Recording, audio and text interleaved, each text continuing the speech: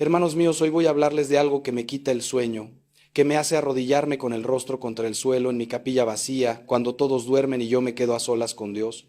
Voy a hablarles de una herida abierta en el corazón de muchos matrimonios cristianos, de familias que van a misa los domingos, que comulgan, que rezan el rosario, pero que por dentro están muriendo lentamente. Voy a hablarles de la infidelidad entre cristianos. Sí, entre nosotros, los que decimos seguir a Cristo, los que decimos amar como Él amó. Y voy a hablarles de la verdad incómoda que nadie quiere mencionar, esa verdad que se esconde debajo de la alfombra mientras el matrimonio se desmorona, mientras los hijos lloran en silencio y mientras el alma se pudre en el pecado.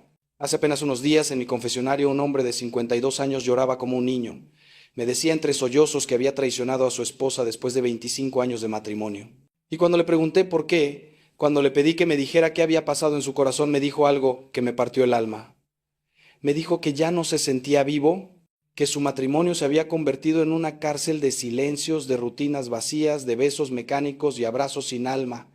Me dijo que esa otra mujer le había hecho sentir algo que creía muerto dentro de él. Y ahí estaba yo, mirándolo a los ojos, viendo cómo el enemigo había entrado por una puerta que él mismo había dejado abierta años atrás, cuando dejó de cultivar el amor verdadero, cuando cambió la intimidad por la comodidad, cuando cambió la pasión por la rutina. Esta es la realidad que muchos no quieren ver. La infidelidad entre cristianos no comienza en una cama ajena, no comienza con un beso prohibido ni con una conversación clandestina. La infidelidad comienza mucho antes, en el silencio del hogar, en la frialdad del corazón, en el abandono emocional, en la pereza espiritual. Comienza cuando dejamos de mirarnos a los ojos, cuando dejamos de rezar juntos, cuando dejamos de contarnos nuestros miedos y nuestros sueños. Comienza cuando el matrimonio deja de ser un sacramento vivo y se convierte en un contrato social, en una conveniencia, en una costumbre. Y ahí, en ese desierto del alma, el diablo siembra sus semillas más venenosas. ¿Saben cuántas parejas cristianas están viviendo infidelidades en este preciso momento? ¿Saben cuántos hombres y mujeres que se sientan en los bancos de nuestras iglesias están manteniendo conversaciones secretas, encuentros a escondidas, relaciones emocionales con personas que no son sus cónyuges? No les voy a dar estadísticas frías, porque esto no es un problema de números, es un problema de almas. Es un problema de corazones que se enfriaron, de matrimonios que dejaron de ser un reflejo del amor de Cristo por su iglesia. Y lo más doloroso, hermanos, es que muchos de estos cristianos infieles justifican su pecado, lo racionalizan, lo esconden bajo capas de excusas y de autoengaño, mientras su alma se aleja cada vez más de Dios. Hoy no vengo a condenar a nadie, porque yo también soy un pecador que necesita la misericordia de Dios cada día. Pero vengo a decirles la verdad, esa verdad que nos hace libres, aunque al principio nos duela. Vengo a arrancar las vendas de la hipocresía y a mostrar la herida tal como es para que podamos sanarla con la gracia de Dios. Vengo a hablarles de por qué un cristiano, alguien que conoce a Cristo, alguien que ha probado su amor, puede caer en la infidelidad. Y más importante aún, vengo a mostrarles el camino de regreso a casa, el camino de la conversión, el camino del amor verdadero que sana, que restaura, que resucita lo que parecía muerto. Empecemos por el principio, hermanos. La infidelidad no es solo un acto físico, es ante todo una traición del corazón. Y para entender por qué un cristiano cae en ella, tenemos que entender primero qué es lo que se rompió en su interior. Porque nadie que esté lleno de Dios, nadie que esté verdaderamente enamorado de su cónyuge y comprometido con su sacramento, va a buscar afuera lo que tiene adentro. La infidelidad es siempre el síntoma de un vacío, de una herida no sanada, de una necesidad no satisfecha. Y aquí es donde tenemos que ser brutalmente honestos con nosotros mismos. Muchos cristianos se casan sin estar preparados para el matrimonio. Se casan enamorados de la idea del amor, pero sin conocer lo que es el amor verdadero. Se casan con expectativas románticas sacadas de películas y novelas, pero sin entender que el matrimonio es una cruz gloriosa que se carga cada día. Se casan pensando que el otro va a llenar todos sus vacíos, va a sanar todas sus heridas, va a satisfacer todas sus necesidades. Y cuando descubren que su cónyuge es un ser humano imperfecto, cuando la luna de miel termina y comienza la vida real, cuando llegan los hijos, las deudas, el cansancio, las diferencias, entonces empiezan los problemas. Yo he visto matrimonios destruirse porque ninguno de los dos sabía comunicarse, porque el hombre llegaba a casa y se encerraba en su silencio, en su cansancio, en su orgullo. sin darse cuenta de que su esposa necesitaba su presencia, su escucha, su ternura. Y he visto mujeres que se marchitaban en la soledad emocional, que se sentían invisibles, que lloraban en la oscuridad de la noche mientras su marido roncaba ajeno a su dolor. Y en ese vacío, en esa soledad compartida, aparece alguien que escucha, alguien que presta atención, alguien que hace sentir viva a esa persona. Y ahí comienza la traición, no con el cuerpo, sino con el corazón. La verdad incómoda es esta: muchos cristianos son infieles porque nunca aprendieron a ser fieles. Nunca aprendieron lo que significa comprometerse de verdad, morir a sí mismos cada día, amar cuando no hay ganas de amar, servir cuando se está cansado, perdonar cuando se está herido. Nunca aprendieron que el matrimonio no es un contrato donde yo doy si tú das, sino un pacto donde yo me entrego completamente, sin condiciones, como Cristo se entregó por nosotros. Y cuando el matrimonio se construye sobre bases frágiles, sobre sentimientos cambiantes, en lugar de sobre decisiones firmes, entonces cualquier viento lo puede derribar. Pero hay algo más profundo aún, hermanos. Y esto es lo que realmente me parte el corazón. Muchos cristianos son infieles porque en realidad nunca han experimentado el amor transformador de Dios en sus vidas. Conocen a Dios de oídas, van a misa por costumbre, rezan oraciones memorizadas, pero nunca han tenido un encuentro personal con Cristo que los cambie desde adentro. Son cristianos de fachada, blanqueados por fuera pero vacíos por dentro. Y cuando no se conoce el amor de Dios, cuando no se ha experimentado su misericordia, su perdón, su ternura infinita, entonces es imposible amar como Dios nos pide que amemos. Recuerdo un matrimonio que vino a verme hace años. Llevaban 30 años casados y acababan de descubrir una infidelidad. Ella estaba destrozada, él estaba hundido en la culpa, y cuando empecé a hablar con ellos descubrí que ninguno de los dos tenía una verdadera vida espiritual. ¿Iban a misa? Sí, pero era un acto social, una tradición familiar. Nunca oraban juntos, nunca leían la palabra de Dios juntos, nunca se confesaban con regularidad. Su matrimonio estaba construido sobre arena, no sobre roca. Y cuando vinieron las tormentas de la vida, cuando llegó el cansancio, el aburrimiento, las tentaciones, su matrimonio se derrumbó porque no tenía cimientos sobrenaturales.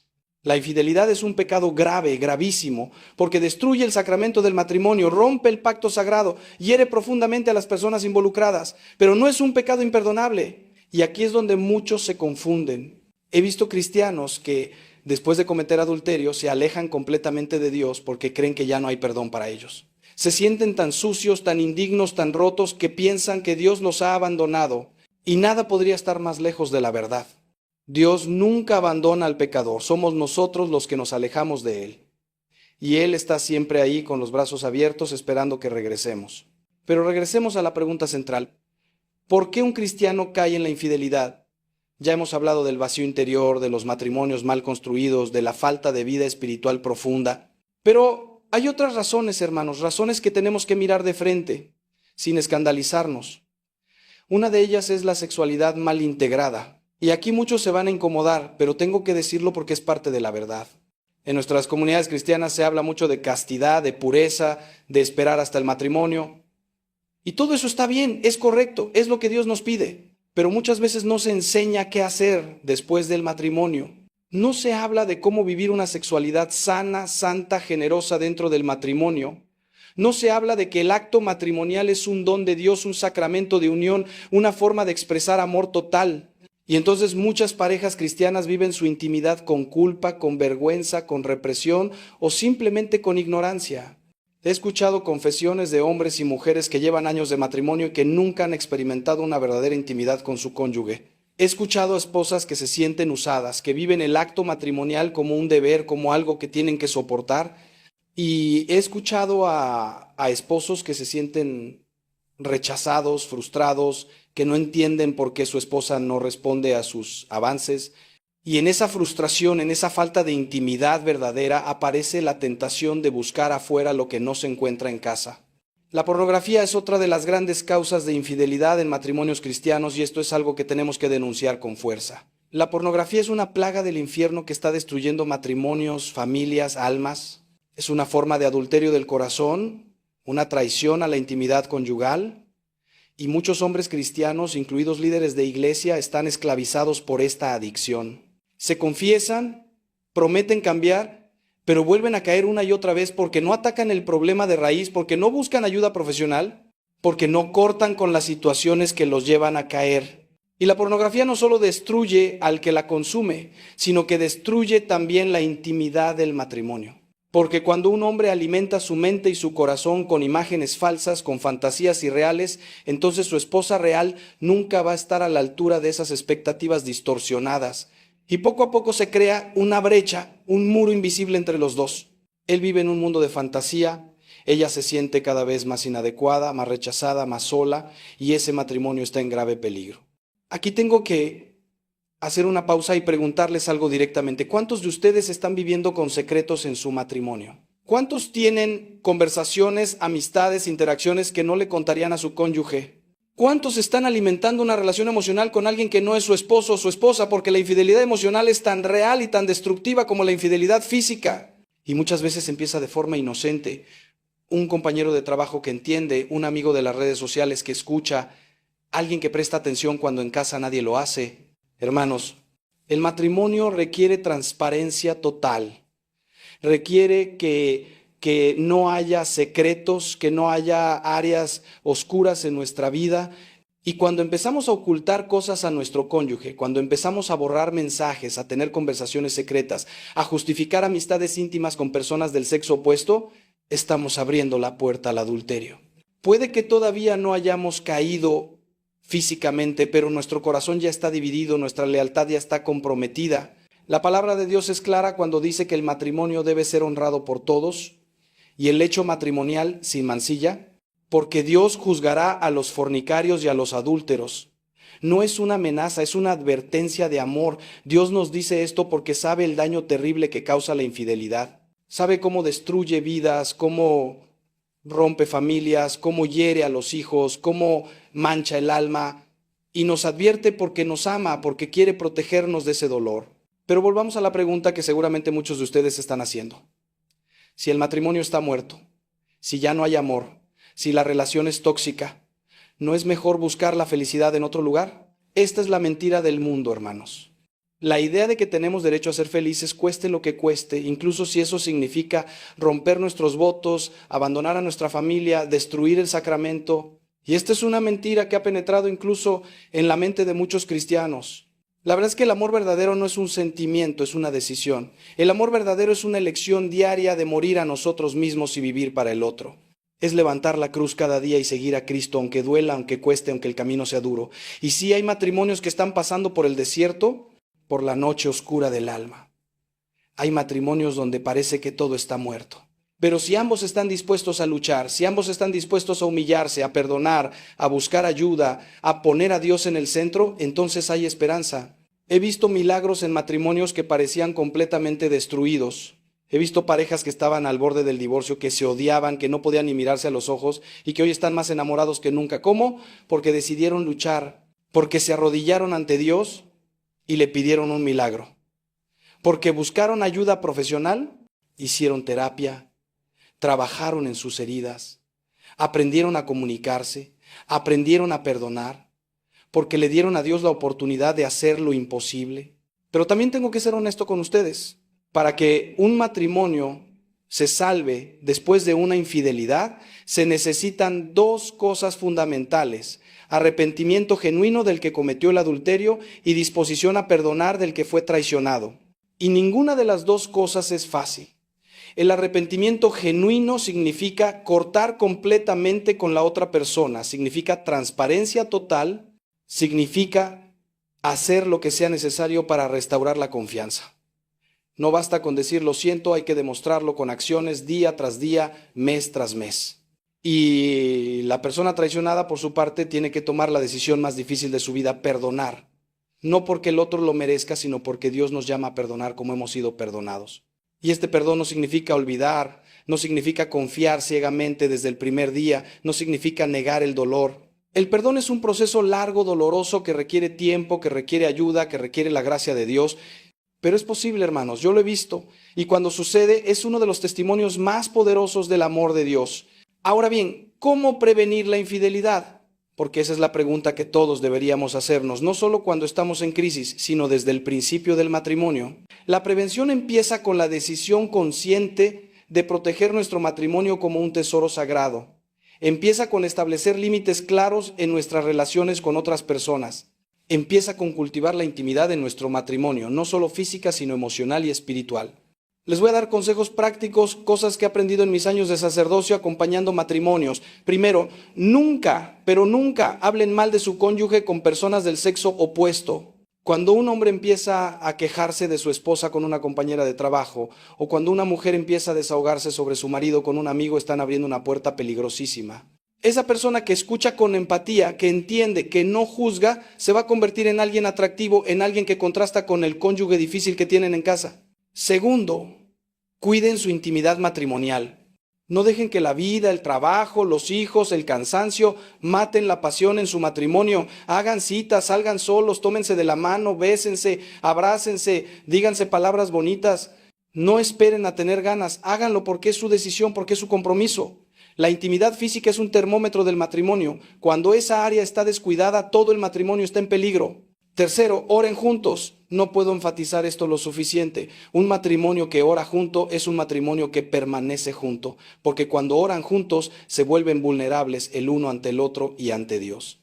Cuando oran juntos invitan a Dios a su matrimonio, a su lecho, a sus dificultades, y Dios nunca decepciona a los que lo buscan juntos.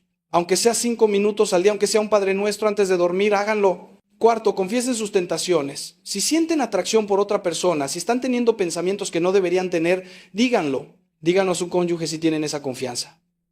O díganlo a un confesor, a un consejero espiritual. Porque el secreto es el caldo de cultivo del pecado. Cuando sacamos las cosas a la luz, pierden su poder. Cuando las mantenemos en la oscuridad, crecen y se fortalecen hasta que ya no podemos controlarlas. Quinto, huyan de las situaciones de peligro. Si hay alguien en su vida que los atrae, tomen distancia. Si hay conversaciones que se están volviendo demasiado personales, córtenlas. Si hay encuentros que tienen que justificar o esconder, elimínenlos. Sean radicales en proteger su matrimonio. Vale más perder una amistad, un cliente, incluso un trabajo, que perder el alma y destruir una familia.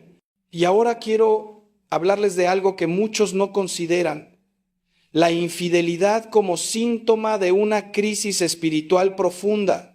Porque en el fondo, hermanos, toda infidelidad es una búsqueda equivocada de Dios. Es el intento de llenar con una criatura el vacío que solo el Creador puede llenar. San Agustín lo dijo perfectamente: nos hiciste, Señor, para ti, y nuestro corazón está inquieto hasta que descanse en ti. Y cuando no descansamos en Dios, cuando no llenamos nuestro vacío con su amor, vamos a intentar llenarlo con cualquier cosa, con otra persona, con éxito, con dinero, con placer, con lo que sea. La persona que comete adulterio está en el fondo buscando trascendencia. Está buscando sentirse viva, sentirse deseada, sentirse importante. Está buscando escapar del dolor de su realidad, del peso de sus responsabilidades, del vacío de su alma. Y por un momento esa relación prohibida le da la ilusión de todo eso. Le hace sentir mariposas en el estómago, le hace sentir joven otra vez, le hace olvidar sus problemas. Pero es una ilusión, hermanos. Es un espejismo en el desierto que solo lleva a más sed, a más vacío, a más dolor. Porque la verdad es que no podemos huir de nosotros mismos. Podemos cambiar de pareja, podemos empezar de nuevo, podemos buscar la felicidad en 1000 lugares diferentes, pero si no sanamos nuestras heridas interiores, si no llenamos nuestro vacío con Dios, vamos a repetir los mismos patrones una y otra vez. He visto personas que dejaron a sus cónyuges por sus amantes, convencidas de que habían encontrado el amor verdadero, y años después están exactamente en la misma situación de insatisfacción y vacío. Por eso la solución a la infidelidad no es simplemente cambiar de comportamiento, es cambiar el corazón. Es una conversión profunda, un encuentro real con Cristo que transforma desde adentro. Es reconocer que hemos estado buscando en pozos rotos el agua viva que solo Cristo puede dar. Y esto requiere humildad. Requiere quebranto, requiere estar dispuesto a mirar nuestras heridas, nuestros vacíos, nuestros pecados, sin excusas ni justificaciones. ¿Saben qué es lo que más me duele en todo esto? Lo que más me duele es ver el daño que la infidelidad causa a los hijos. Porque los hijos lo ven todo, hermanos. Aunque intentemos ocultarlo, aunque pensemos que son muy pequeños para entender, ellos perciben la tensión, el distanciamiento, la falsedad. Y cuando el matrimonio se rompe por una infidelidad, algo se rompe también en el corazón de esos niños. Su seguridad se tambalea, su confianza se erosiona, su visión del amor se distorsiona. He acompañado adolescentes y jóvenes adultos que arrastran las heridas de la infidelidad de sus padres. Muchos de ellos tienen miedo al compromiso, miedo a confiar, miedo a amar. Han aprendido que el amor no es confiable, que las promesas se rompen, que las personas que más amamos son las que más pueden herirnos y cargan con estas creencias limitantes que afectan sus propias relaciones. Este es el legado de pecado que dejamos cuando rompemos nuestros votos matrimoniales. Por eso, cuando alguien me dice que va a dejar a su cónyuge por otra persona, pero que sus hijos van a estar bien, yo les digo la verdad con amor, pero con firmeza: no van a estar bien. Van a sobrevivir, van a adaptarse, van a seguir adelante, pero van a cargar con una herida. Y aunque Dios puede sanar esa herida con el tiempo, ¿no es mejor no causarla en primer lugar? ¿No vale la pena luchar por el matrimonio, no solo por nosotros, sino por ellos? Hermanos míos, llevamos mucho tiempo juntos en esta reflexión y sé que algunos de ustedes están sintiendo convicción en su corazón. Sé que algunos están recordando decisiones equivocadas, conversaciones que no deberían haber tenido, pensamientos que no deberían haber alimentado, y quiero que sepan que no es casualidad que estén escuchando esto hoy. Es la misericordia de Dios que los está llamando de regreso a casa antes de que sea demasiado tarde, porque hay tiempo todavía, hermanos. Se han estado jugando con fuego, pero todavía no se han quemado. Hay tiempo de dar marcha atrás. Se han cruzado algunas líneas, pero todavía no han destruido su matrimonio. Hay tiempo de arrepentirse y cambiar de rumbo. Si han caído, pero quieren levantarse, hay tiempo de buscar el perdón de Dios y de su cónyuge. Pero no esperen. Cada día que pasan el pecado, cada día que alimentan esa relación prohibida, cada día que mantienen el secreto, hace más difícil el regreso. Quiero que entiendan algo fundamental. El arrepentimiento verdadero no es solo sentir remordimiento. El remordimiento es sentir pena por las consecuencias de nuestros actos, temer al castigo, lamentar haber sido descubiertos. Pero el arrepentimiento es más profundo. Es un dolor por haber ofendido a Dios, por haber roto su corazón, por haber traicionado su amor. Es reconocer que hemos pecado no solo contra nuestro cónyuge, sino contra Dios mismo, que hizo del matrimonio un sacramento sagrado. Y el arrepentimiento verdadero produce cambio, produce frutos dignos de arrepentimiento, como dice la Escritura. Significa tomar decisiones radicales, terminar completamente con la otra relación, sin despedidas románticas, sin mantener la amistad. Significa cambiar de trabajo si es necesario, cambiar de número telefónico, bloquear contactos, hacer lo que sea necesario para no volver a caer. Significa rendición de cuentas, transparencia total con el cónyuge, consejería, terapia. Sé que suena extremo, pero el pecado es extremo y la solución tiene que serlo también. Para el cónyuge que ha sido traicionado, quiero decirles con todo el amor de mi corazón, sé que están rotos, sé que el dolor es insoportable, sé que hay días en que no pueden ni respirar del peso de la traición.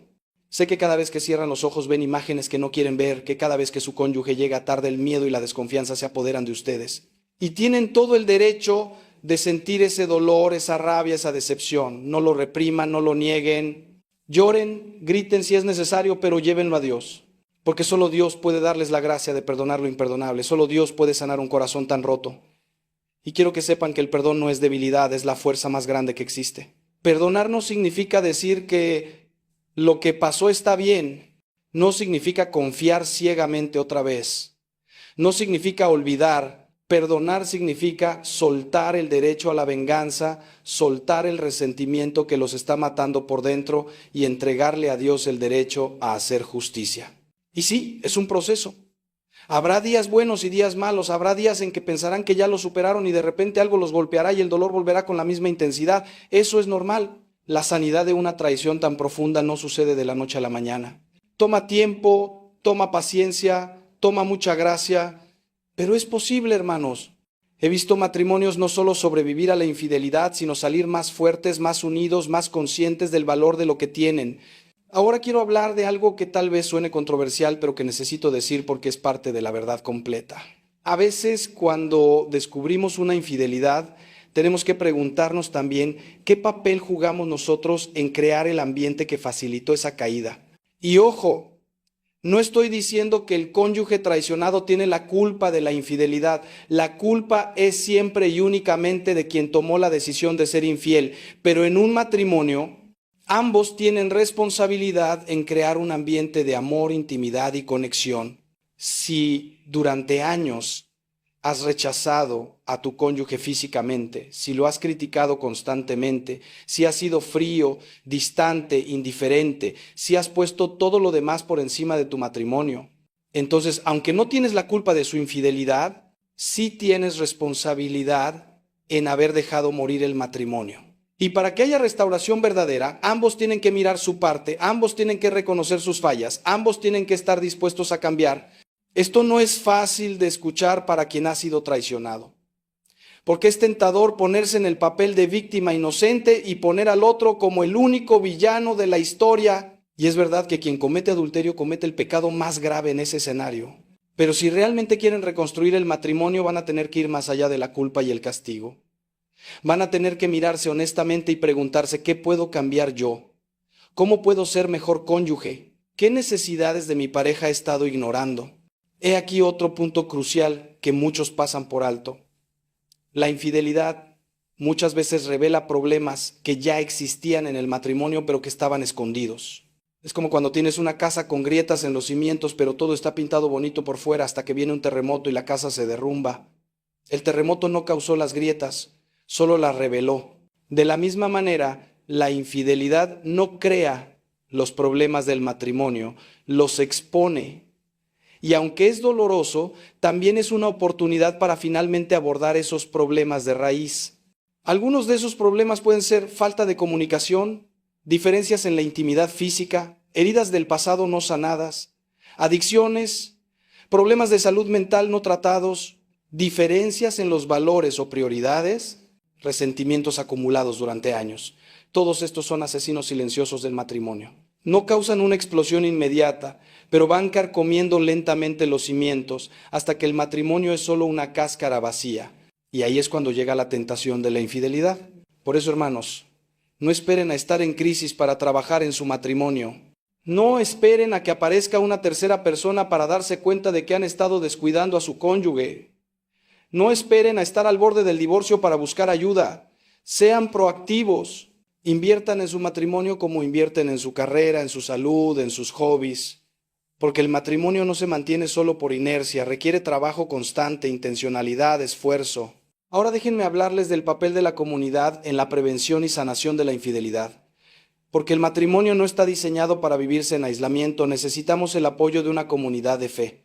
Necesitamos amigos que nos animen, que nos desafíen, que nos mantengan en el camino correcto. Necesitamos mentores, parejas mayores que hayan navegado las tormentas del matrimonio y que puedan guiarnos con su experiencia y sabiduría. Pero muchas veces en nuestras iglesias hay una cultura de aparentar que todo está bien. Todos llegamos los domingos con nuestras mejores sonrisas, con nuestras familias perfectamente vestidas y nadie se atreve a admitir que está luchando. Nadie se atreve a decir que su matrimonio está en problemas, que está tentado, que necesita ayuda. Y ese silencio, esa falta de vulnerabilidad, nos está matando. Porque cuando caemos nos sentimos tan avergonzados, tan solos, que no sabemos a quién acudir. Necesitamos crear espacios seguros en nuestras comunidades donde las personas puedan ser honestas sobre sus luchas sin ser juzgadas, donde puedan pedir oración sin que se convierta en chisme, donde puedan buscar ayuda sin temor a ser condenadas. Porque todos somos pecadores, todos luchamos con tentaciones, todos necesitamos gracia. Y si creamos una cultura de honestidad y apoyo mutuo, podemos prevenir muchas caídas y restaurar muchos matrimonios quebrantados. A los líderes espirituales, a los pastores y sacerdotes que puedan estar escuchando esto, les digo, tenemos que hablar de estos temas desde el púlpito. Tenemos que dejar de hacer sermones bonitos y superficiales que no tocan las realidades dolorosas de la vida. La gente necesita que les hablemos de la infidelidad, del divorcio, de la pornografía, de la soledad en el matrimonio. Necesitan saber que no están solos en sus luchas y que hay esperanza y ayuda disponible. Y también tenemos que estar disponibles para acompañar a las personas en sus crisis. Sé que estamos ocupados, que tenemos mil cosas que hacer, pero cuando alguien viene a nosotros con el corazón roto, con su matrimonio destruido, con su vida hecha a pedazos, tenemos que estar ahí. Tenemos que sentarnos con ellos, llorar con ellos, orar con ellos, guiarlos hacia la restauración, porque esa es nuestra vocación, ser pastores que cuidan a las ovejas heridas, no solo a las que están bien. Hermanos, hay algo más que necesito abordar y que muchos evitan mencionar, el tema de cuándo es apropiado separarse o divorciarse. Porque aunque la iglesia defiende la indisolubilidad del matrimonio, también reconoce que hay situaciones en las que la separación puede ser necesaria para proteger a las personas involucradas. Si hay abuso físico, emocional o psicológico severo, si hay adicciones que ponen en peligro a la familia, si hay infidelidad crónica y rechazo absoluto a cambiar, entonces puede ser necesario establecer distancia para protegerse. Pero incluso en esos casos, la separación no significa que el matrimonio está anulado ante Dios.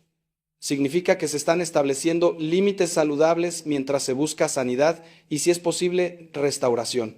Y durante ese tiempo de separación, ambos cónyuges deberían estar trabajando en sí mismos, buscando ayuda profesional, creciendo espiritualmente, sanando sus heridas, no para justificar la separación permanente, sino para crear las condiciones que hagan posible una reconciliación verdadera. Sin embargo, tengo que ser claro, el divorcio nunca debería ser la primera opción, nunca. Vivimos en una cultura de lo desechable donde todo es descartable, incluyendo las relaciones, y esa mentalidad ha penetrado en la iglesia. Muchas parejas se divorcian por razones que podrían haberse resuelto con esfuerzo, compromiso y ayuda profesional. Se rinden demasiado rápido, convencidos de que merecen ser felices y de que su felicidad depende de estar con otra persona. Pero la verdad, hermanos, es que si huyen de su matrimonio sin haber hecho el trabajo interior necesario, sin haber sanado sus heridas, sin haber aprendido a amar verdaderamente, van a repetir los mismos errores en la siguiente relación. He visto esto una y otra vez. Personas que se divorcian pensando que su cónyuge era el problema, solo para descubrir años después que ellos también contribuyeron significativamente a la dinámica destructiva del matrimonio. Ahora bien, ¿qué pasa con aquellos que ya se divorciaron después de una infidelidad? ¿Hay esperanza para ellos? ¿Puede Dios restaurar lo que está roto? Mi respuesta es un rotundo sí. Dios es el Dios de las segundas oportunidades, el Dios que hace nuevas todas las cosas. Y aunque el divorcio no era su plan original, aunque causa dolor y deja cicatrices, Él puede traer sanidad, restauración y hasta bendición de las cenizas de nuestros errores. Si te has divorciado, no significa que Dios te ha abandonado o que estás condenado a una vida de miseria, pero sí significa que necesitas hacer el trabajo de sanidad. Necesitas procesar tu dolor, perdonar a tu excónyuge, perdonarte a ti mismo, aprender de tus errores. Y si en algún momento Dios te da la oportunidad de una nueva relación, no entres en ella con las mismas heridas sin sanar, con los mismos patrones destructivos. Busca primero ser una persona sana y completa en Cristo, y entonces estarás listo para una relación sana. Me gustaría ahora hablar directamente a aquellos que están actualmente en una relación de infidelidad, que están escuchando esto mientras mantienen una doble vida. Sé que es difícil escuchar estas palabras. Sé que probablemente has racionalizado tu situación de 1000 maneras. Te has dicho que tu matrimonio ya estaba muerto de todas formas, que tienes derecho a ser feliz, que esta nueva persona realmente te entiende de una manera que tu cónyuge nunca lo hizo. Te has dicho que Dios entiende que Él quiere tu felicidad, que esto no es realmente tan malo. Pero hermano, hermana, déjame decirte con amor pero con firmeza, estás engañado. El diablo es el padre de mentira y te está alimentando mentiras que suenan razonables, que parecen justificadas, pero que te están llevando directo a la destrucción. Porque el pecado siempre promete más de lo que da y cobra más de lo que advierte. Esa relación prohibida puede sentirse emocionante ahora, puede hacerte sentir vivo, pero te está costando tu integridad, tu paz, tu relación con Dios y posiblemente tu familia. Y quiero que sepas algo más. Esa otra persona no es tu alma gemela enviada por Dios. Es una tentación, una trampa del enemigo. Si realmente te amara, no estaría contribuyendo a la destrucción de tu matrimonio. Si realmente te valorara, no aceptaría ser parte de una relación clandestina. Y si dejas a tu cónyuge por esa persona, ¿qué te hace pensar que no te hará lo mismo a ti cuando las cosas se pongan difíciles? Porque si una relación comienza con traición y engaño, está construida sobre arena. Te suplico, te ruego, desde lo más profundo de mi corazón, termina esa relación hoy. No mañana, no la próxima semana, hoy. No te despidas, no expliques, simplemente termínala y corta todo contacto. Bloquea el número, elimina los mensajes, si es necesario, cambia de trabajo. Sé que suena drástico, pero el cáncer requiere cirugía radical. Y después, ve con tu cónyuge y confiesa lo que has hecho. Sí, va a doler terriblemente. Sí, puede que tu matrimonio termine de todas formas, pero al menos tu alma estará libre de la carga del secreto y tendrás la oportunidad de buscar el perdón de Dios y quizás, por su gracia, la restauración de tu matrimonio. Quiero también dirigirme a los hijos adultos que han descubierto la infidelidad de uno de sus padres. Sé que están en una posición terriblemente difícil. Están enojados, decepcionados, confundidos. El padre o la madre que admiraban ha caído de su pedestal y probablemente sienten lealtad hacia el padre o madre traicionado y resentimiento hacia el que fue infiel. Estas son emociones normales y válidas. Pero quiero pedirles algo difícil. No tomen partido. Su trabajo no es ser juez ni verdugo, es ser hijo. Y aunque lo que su padre o madre hizo está mal, ellos siguen siendo su padre o madre, seres humanos imperfectos que cometieron un error terrible. No tienen que aprobar lo que hicieron, pero tampoco tienen que cortar la relación completamente. Establezcan límites saludables, expresen su dolor honestamente, pero mantengan abiertas las puertas al arrepentimiento y la reconciliación. Y oren por sus padres. Oren por el que fue infiel, que encuentre el arrepentimiento verdadero. Oren por el que fue traicionado, que encuentre la fortaleza para sanar. Oren por su matrimonio, porque aunque parece imposible desde la perspectiva humana, para Dios todo es posible. Y recuerden que ustedes también son humanos, también cometerán errores, también necesitarán gracia y perdón. Así que den la gracia que algún día van a necesitar que les den a ustedes. A las personas que están considerando la infidelidad, que están en ese punto peligroso donde todavía no han cruzado la línea física, pero sus pensamientos y emociones ya están comprometidos, les digo, deténganse ahora. Están al borde de un precipicio y un paso más los va a lanzar a un abismo de dolor, culpa y consecuencias devastadoras. Lo que sienten ahora, esa atracción, esa emoción, esa conexión, no vale lo que les va a costar. Piensen en su cónyuge, en la persona con la que prometieron pasar el resto de su vida. Piensen en cuando se conocieron, cuando se enamoraron, cuando pronunciaron sus votos matrimoniales. ¿Realmente vale la pena destruir todo eso por un sentimiento pasajero? Piensen en sus hijos, si los tienen. ¿Realmente quieren que crezcan en un hogar roto, arrastrando las heridas de su egoísmo? Piensen en su relación con Dios. ¿Realmente quieren poner ese muro de pecado entre ustedes y Él? Y piensen también en las consecuencias prácticas. La vergüenza cuando la verdad salga a la luz, porque siempre sale. La pérdida de respeto de sus hijos, sus amigos, su comunidad, los problemas legales y financieros del divorcio, la culpa que los va a perseguir, el dolor de ver el sufrimiento que causaron. Nada de eso vale la pena por un momento de placer prohibido, nada. Hermanos míos, estamos llegando al final de nuestra reflexión y quiero dejarles algunas verdades finales que espero graben en sus corazones. La primera es esta: el matrimonio es un maratón, no una carrera de velocidad. Va a haber momentos de pasión intensa y momentos de aridez total. Va a haber temporadas fáciles y temporadas difíciles. Va a haber días en que se sienten profundamente enamorados y días en que apenas se soportan. Y todo eso es normal. Lo que no es normal, lo que no es aceptable, es rendirse cuando las cosas se ponen difíciles. Es buscar la salida fácil en lugar de hacer el trabajo duro de mantener vivo el amor. Es traicionar a la persona que confió en nosotros, que se hizo vulnerable con nosotros, que nos entregó su vida. El matrimonio requiere morir a nosotros mismos diariamente, tomar nuestra cruz y seguir a Cristo. Y sí, es difícil, pero las cosas más valiosas de la vida siempre lo son. La segunda verdad es esta: no hay pecado demasiado grande para la misericordia de Dios. Si has sido infiel, si has destruido tu matrimonio, si has causado un dolor terrible, Dios todavía te ama. Dios todavía te espera con los brazos abiertos. Dios todavía puede restaurar tu vida y darte un futuro con esperanza. Pero tienes que venir a Él en arrepentimiento genuino, tienes que confesar tu pecado, tienes que hacer restitución en la medida de lo posible y tienes que comprometerte a cambiar de vida. La tercera verdad es esta: la restauración es posible, pero no es automática. Requiere trabajo duro de ambas partes. Requiere tiempo, paciencia, compromiso. Requiere probablemente ayuda profesional de un buen terapeuta cristiano. Requiere una comunidad de apoyo. Requiere mucha gracia de Dios. Pero es posible. He visto matrimonios resucitar de entre los muertos. He visto amor renacer donde parecía que todo estaba perdido. He visto a Dios hacer milagros en parejas que estaban al borde del abismo. La cuarta verdad es esta: ustedes no están solos en esta lucha. Miles, millones de personas están pasando por lo mismo que ustedes.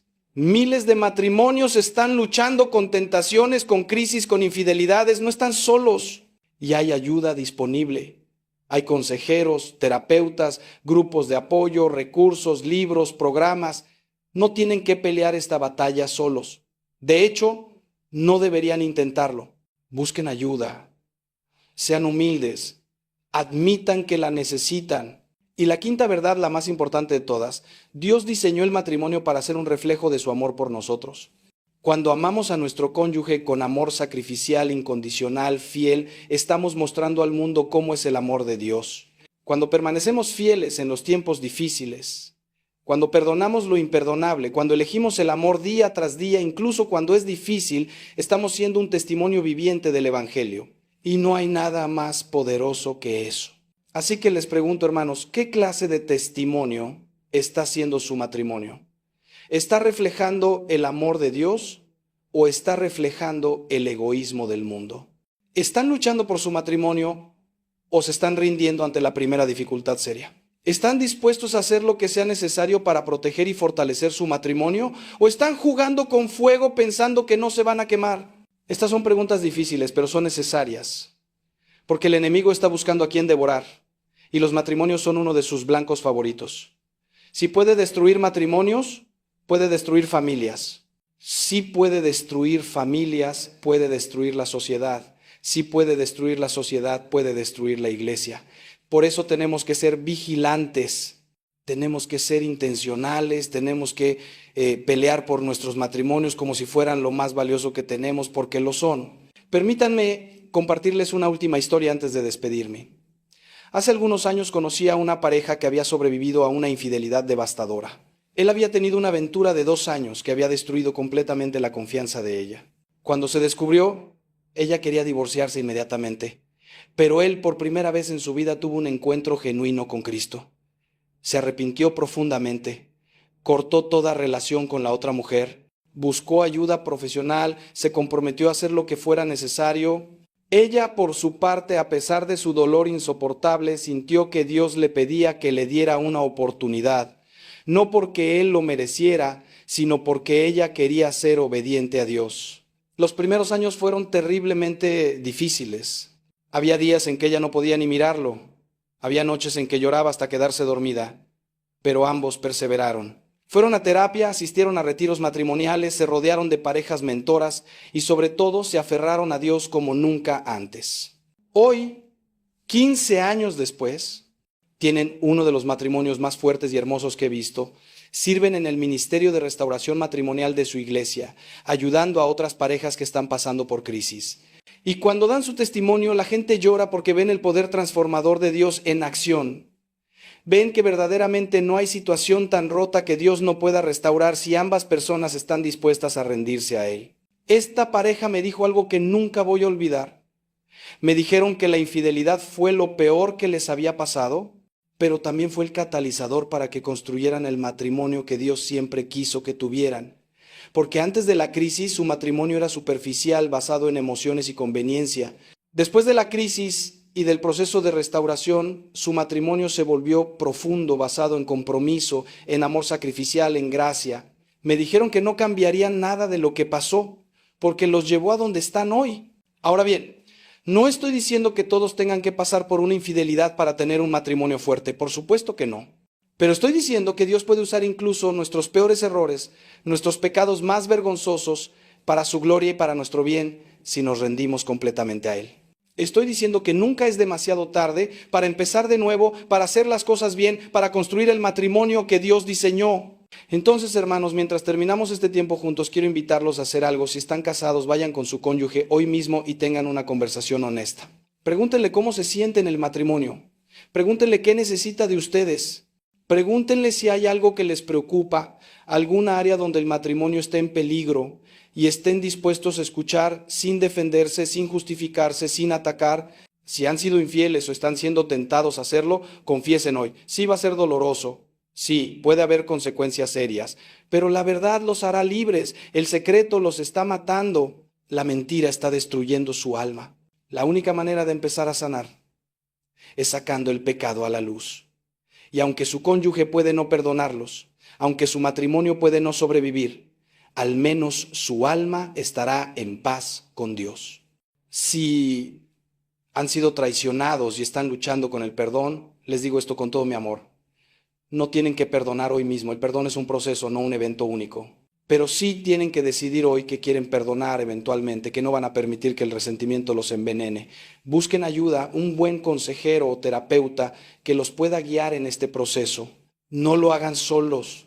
Y si su matrimonio está bien, si no están luchando con infidelidad ni con tentaciones serias, no se confíen, no bajen la guardia. Sigan invirtiendo en su matrimonio, sigan cultivando la intimidad, sigan protegiéndolo de las amenazas externas, porque el enemigo está al acecho, esperando el momento de debilidad para atacar. Sean vigilantes, sean proactivos, sean intencionales. Antes de cerrar, quiero orar por todos ustedes. Quiero orar por los matrimonios que están en crisis, por los que están rotos, por los que están sanando. Quiero orar por aquellos que están siendo tentados, que están luchando, que están a punto de cometer un error terrible. Y quiero orar por aquellos que están firmes para que permanezcan así. Así que si pueden, cierren sus ojos conmigo y abramos nuestros corazones a la presencia de Dios. Padre Celestial, vengo ante ti con todos mis hermanos que han escuchado esta palabra hoy. Vengo con los corazones rotos, con los matrimonios destruidos, con las almas heridas. Vengo con los que han traicionado y con los que han sido traicionados. Vengo con los que están tentados y con los que están luchando por permanecer fieles. Señor, tú conoces cada situación, cada dolor, cada lucha. Tú conoces los secretos que nadie más conoce. Tú conoces las lágrimas derramadas en la oscuridad. Tú conoces la desesperación, la confusión, el miedo. Y Señor, yo sé que tú eres el Dios de lo imposible. Sé que tú eres el Dios que resucita lo muerto, que restaura lo roto, que hace nuevas todas las cosas. Así que te pido hoy, con toda la fe que tengo, que hagas milagros en estos matrimonios. Que traigas convicción a los corazones de aquellos que están en pecado. Que les des el valor de confesar, de arrepentirse, de cambiar. Que toques los corazones de aquellos que han sido traicionados y les des la gracia sobrenatural de perdonar. Señor, sana las heridas, cierra las brechas, restaura la confianza, reaviva el amor. Haz de estos matrimonios un testimonio de tu poder transformador. Y para aquellos que están firmes, fortalécelos aún más. Ayúdalos a ser vigilantes, a proteger su matrimonio, a invertir en él constantemente. Que sus matrimonios sean luz en medio de la oscuridad, esperanza en medio de la desesperanza, testimonio viviente de tu amor fiel e incondicional. Todo esto te lo pido en el nombre de Jesús, nuestro Salvador y Redentor.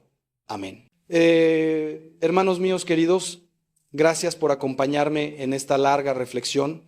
Sé que no ha sido fácil. Sé que muchos de ustedes están sintiendo emociones fuertes ahora mismo. Eso está bien, Dios está trabajando en sus corazones.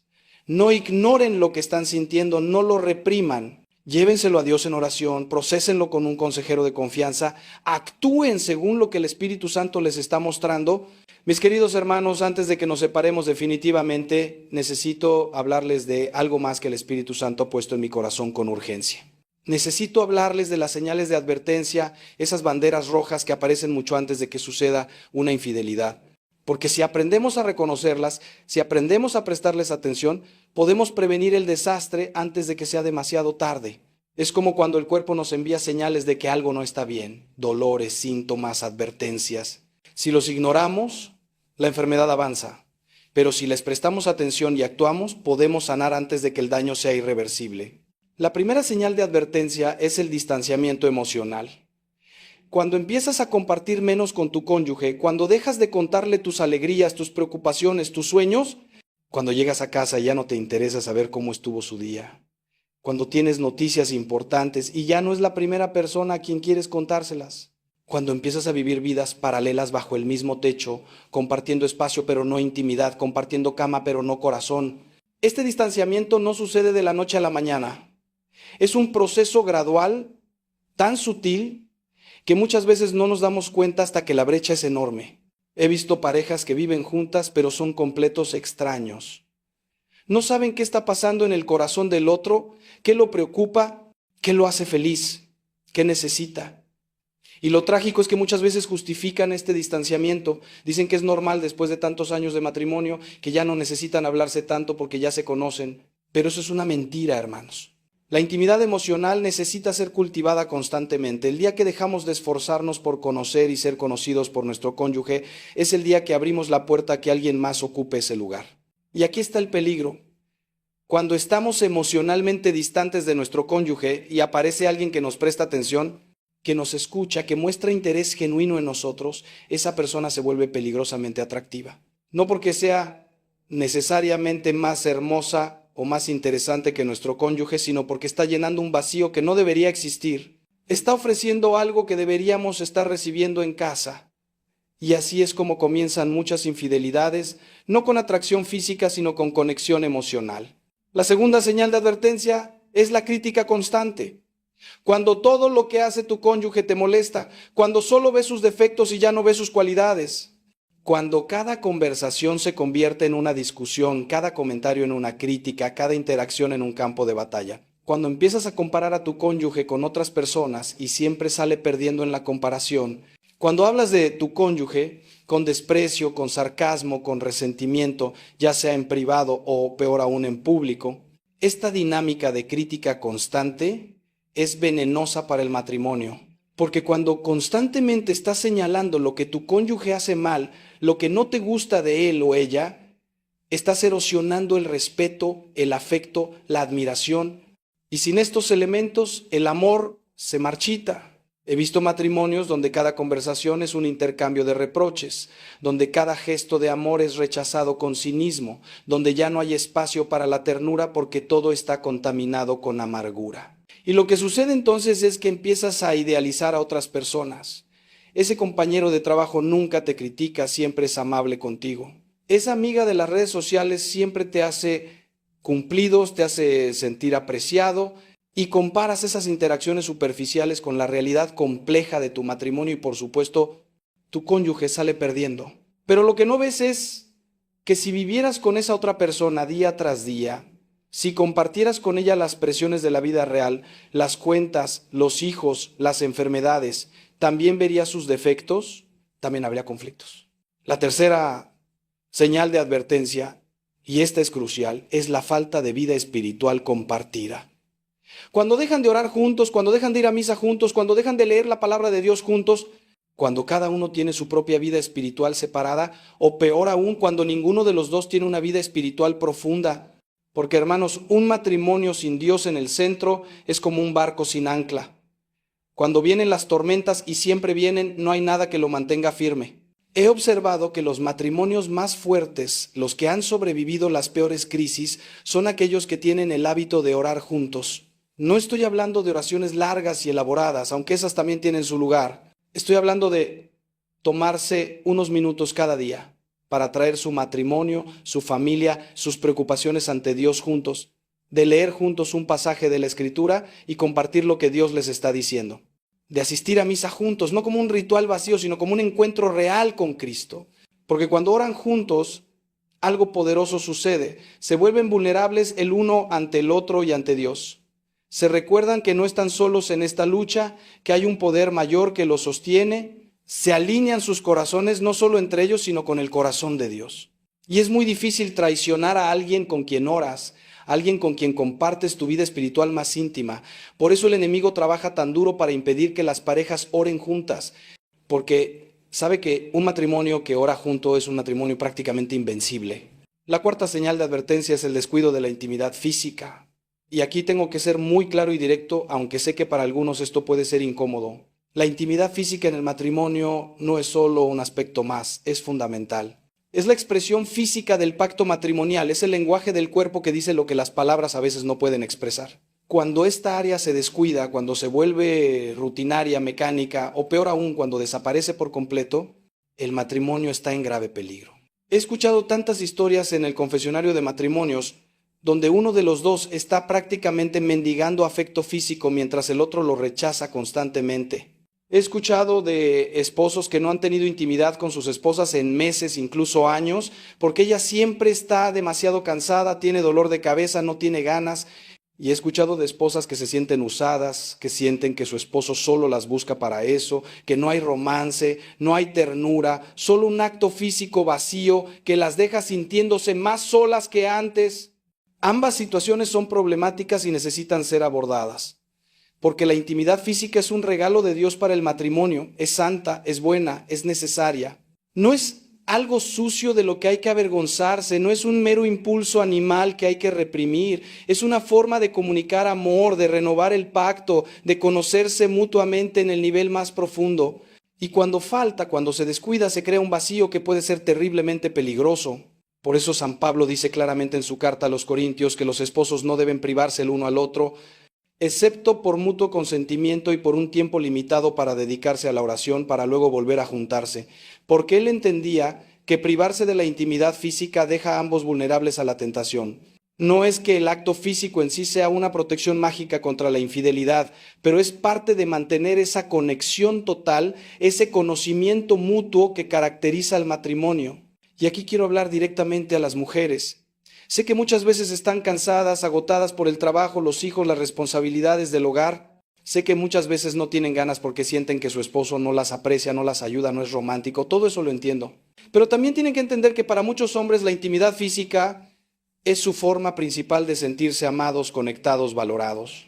Cuando lo rechazan constantemente, él se siente rechazado en su totalidad, no solo físicamente, sino como persona. Y a los hombres les digo, no pueden pretender intimidad física sin intimidad emocional. No pueden ignorar a su esposa todo el día, no ayudar con nada, no mostrar afecto y luego esperar que ella esté disponible en la noche. La intimidad física empieza mucho antes del dormitorio. Empieza con cómo la tratan durante el día, con las palabras que le dicen, con los gestos de cariño, con la ayuda que le dan, con el interés genuino que muestran en su vida. Una mujer necesita sentirse amada, valorada, escuchada para poder abrirse física e íntimamente. La quinta señal de advertencia es la presencia de una tentación específica que no se está manejando adecuadamente. Y aquí tengo que ser muy práctico. ¿Hay alguien en tu vida que te atrae? ¿Alguien con quien disfrutas pasar tiempo más de lo que deberías? Puede ser un compañero de trabajo, un vecino, alguien en la iglesia, un amigo de las redes sociales. Y has empezado a justificar el tiempo que pasas con esa persona, las conversaciones que tienen, los mensajes que intercambian. Te dices a ti mismo que solo son amigos, que no hay nada malo, que tu cónyuge está exagerando cuando expresa preocupación, pero en tu corazón sabes la verdad. Sabes que esperas ver a esa persona, que te arreglas un poco más cuando sabes que la vas a ver, que piensas en ella más de lo que deberías. Sabes que compartes cosas con esa persona que no compartes con tu cónyuge, que hay una intimidad emocional que está creciendo. Y hermanos, esto es una bomba de tiempo que va a explotar si no la desactivan inmediatamente. La manera de manejar esto es con honestidad brutal y acción decisiva. Primero, admítelo. Admite ante ti mismo, ante Dios, y sí ante tu cónyuge si es necesario, que hay una atracción, una conexión inapropiada. No lo minimices, no lo justifiques. Segundo, toma distancia radical de esa persona. Si es un compañero de trabajo y no puedes evitar el contacto profesional, establece límites estrictos. Solo interacciones laborales, nunca solas, nunca conversaciones personales. Si es alguien de la iglesia, cambia de ministerio, cambia de horario de misa si es necesario. Si es alguien de las redes sociales, bloquea, elimina, corta todo contacto.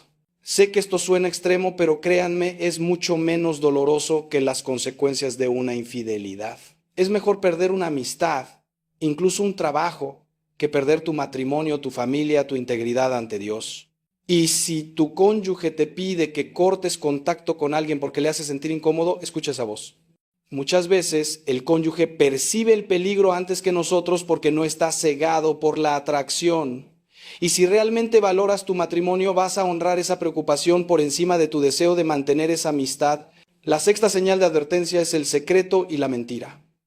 Cuando empiezas a ocultar cosas a tu cónyuge, cuando borras mensajes, cuando mientes sobre dónde has estado o con quién has hablado, cuando tu teléfono se convierte en algo que proteges celosamente, que nunca dejas a la vista, que siempre llevas contigo incluso al baño, cuando tienes cuentas de correo o redes sociales que tu cónyuge no conoce, cuando tu vida tiene áreas oscuras, secretas, que no pueden ser expuestas a la luz. Hermanos, el secreto es el oxígeno del pecado.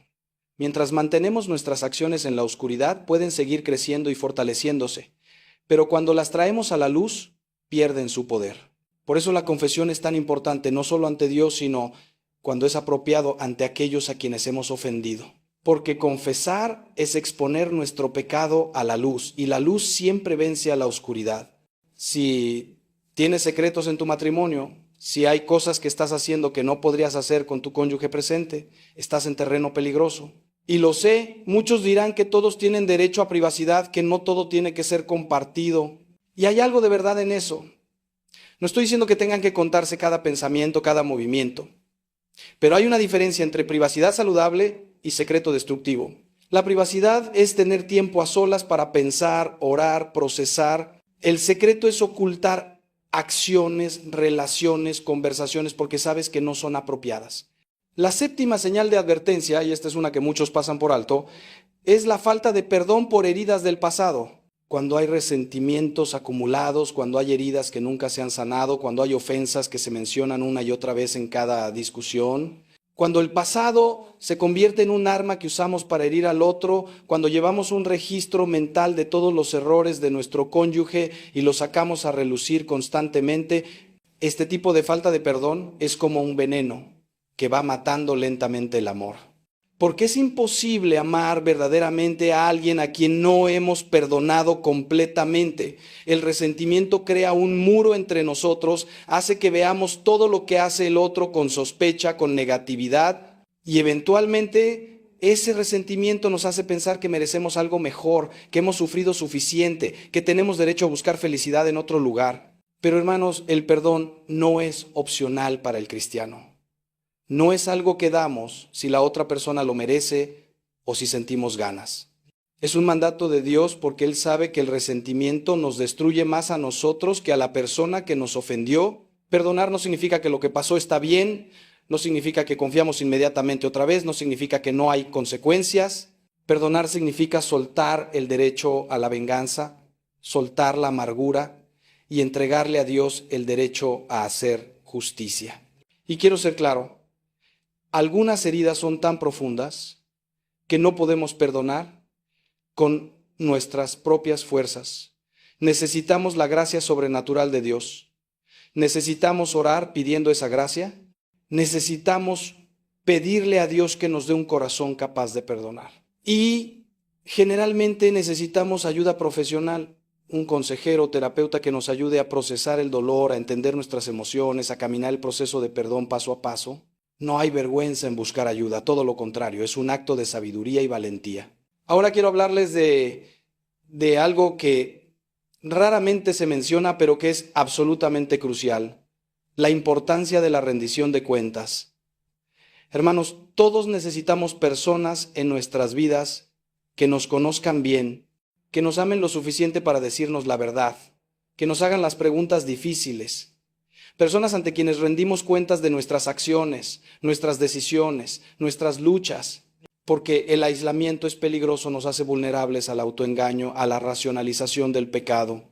Para los hombres esto significa tener otros hombres de confianza con quienes se reúnan regularmente, con quienes puedan ser completamente honestos sobre sus tentaciones, sus luchas, sus pensamientos.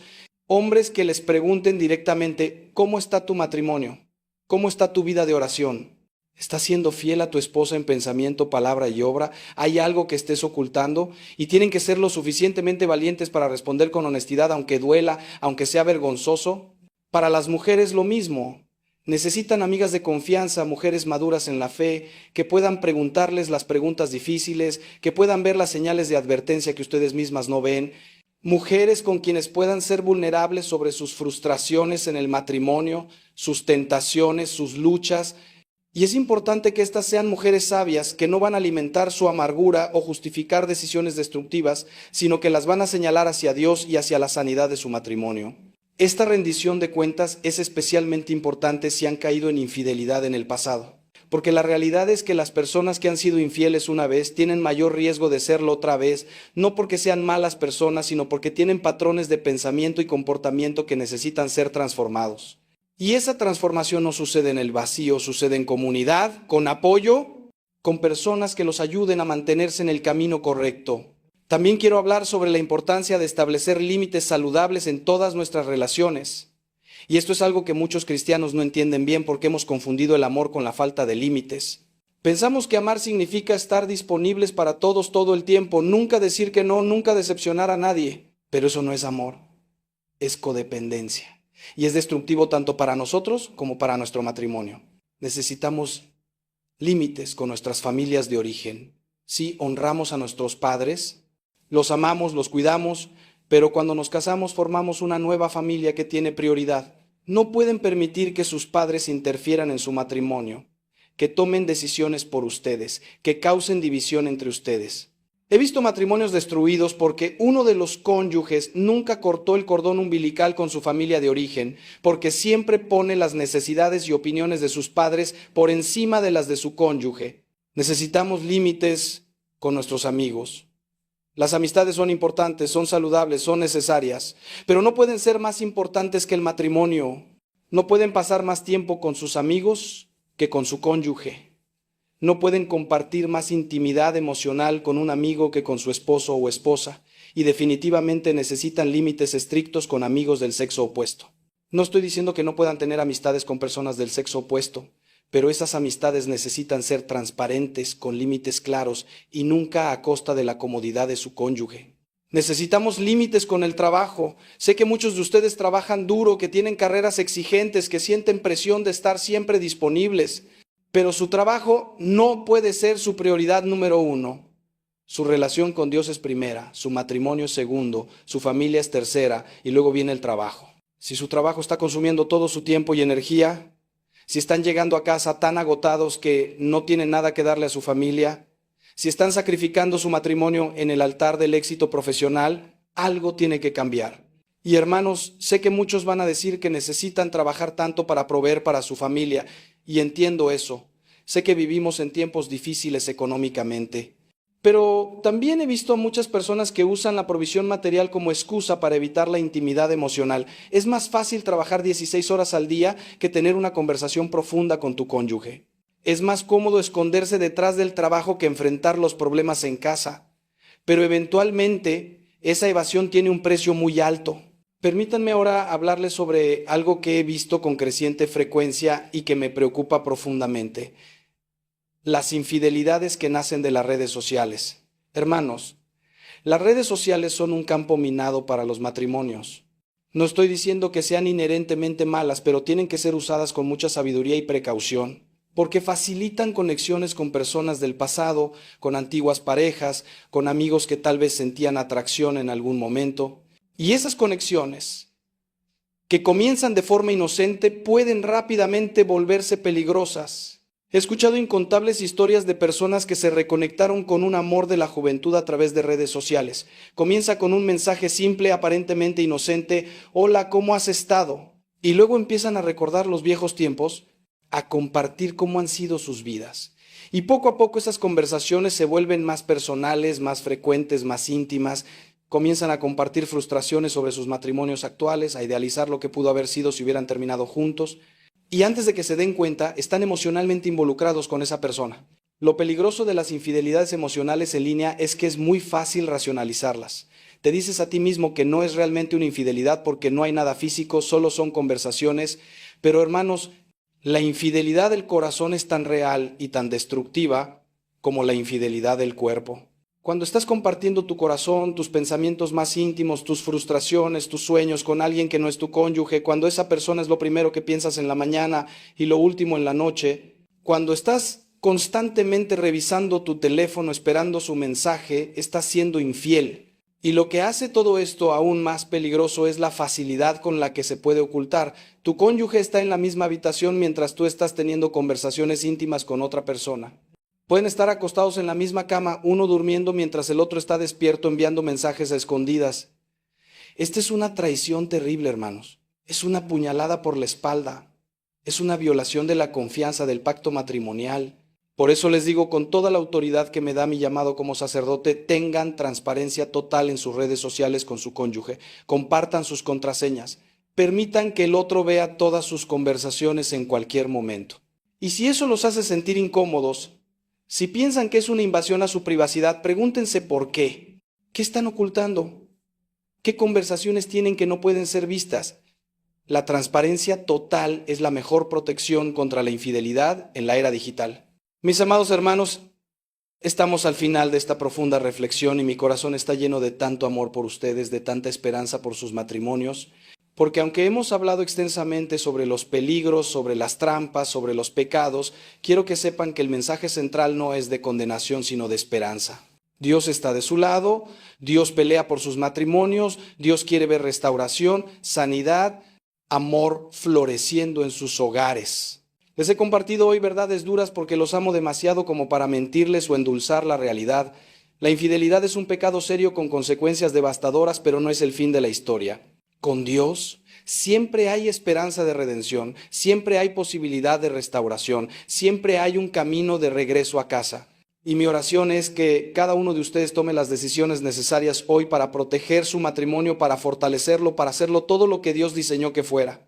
Que Dios los bendiga abundantemente, que los guarde en su amor, que fortalezca sus matrimonios y los haga un testimonio poderoso de su gracia redentora. Los dejo con el amor de Cristo en el corazón. Hasta pronto, hermanos míos.